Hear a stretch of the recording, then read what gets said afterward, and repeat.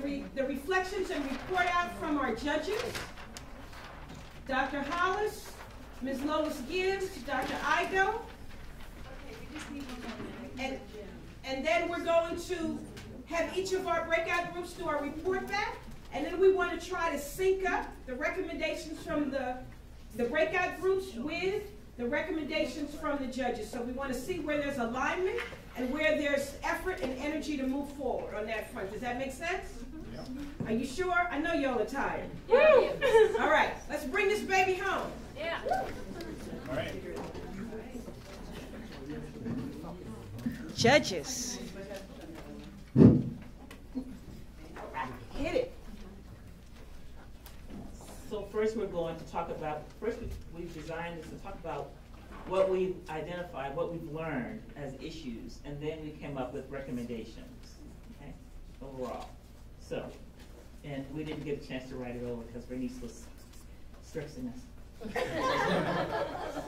So, whereas indigenous people, people of color, descendants of freedmen communities, Appalachian people, and vulnerable populations have been blatantly targeted and who will certainly be negatively impacted by the ACP and the MVP pipelines and the compressor stations,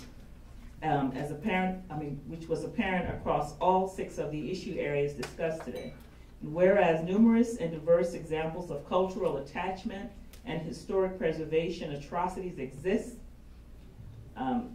violations of religious and cultural practices and beliefs exist, and capricious use of eminent domain to deprive people of property and heritage, including such activities as destruction of historical records and intimidation tactics exist, whereas there was a consistent and pervasive lack of public participation opportunities for public input. Wait a minute, let me say that over. Whereas there was a consistent and pervasive lack of public participation, lack of opportunities for public input and access to information, such as the denial of access to the wireless tower for access to information, and the denial of consultancy status to Preservation Virginia under Section 106 of the National Historic Preservation Act. And whereas there are numerous threats to the built environment, including places of faith, roads, highways, driveways, and homes, many of which are located within the blast zone and have existed for generations. And whereas water is being put at grave risk because of the continuous crisscrossing of the proposed pipelines through rivers, streams, groundwater, and wetlands, and that under current regulations, pipes in rural areas are dramatically thinner, putting our water at tremendous risk. And whereas many witnesses have testified to the release of greenhouse gases from pipelines and compressor stations, adding to climate change and therefore harming the environment and adding to the burden both locally and globally, and whereas all of these insults negatively impact the health of humans and all living things, especially the most vulnerable among us, women of childbearing age, pregnant women, children, the elderly, and the infirm.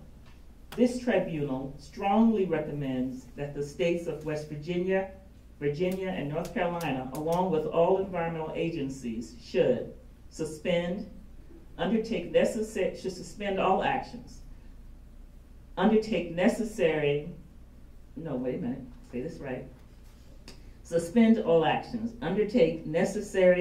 thorough investigations, such as environmental, cultural, and health impact assessments, with real voices and real votes from the community, immediately cease and desist eminent domain actions, and the United Nations Human Rights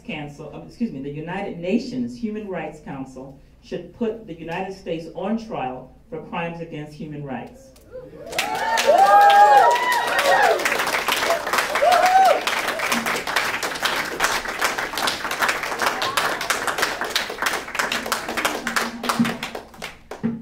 Thank you.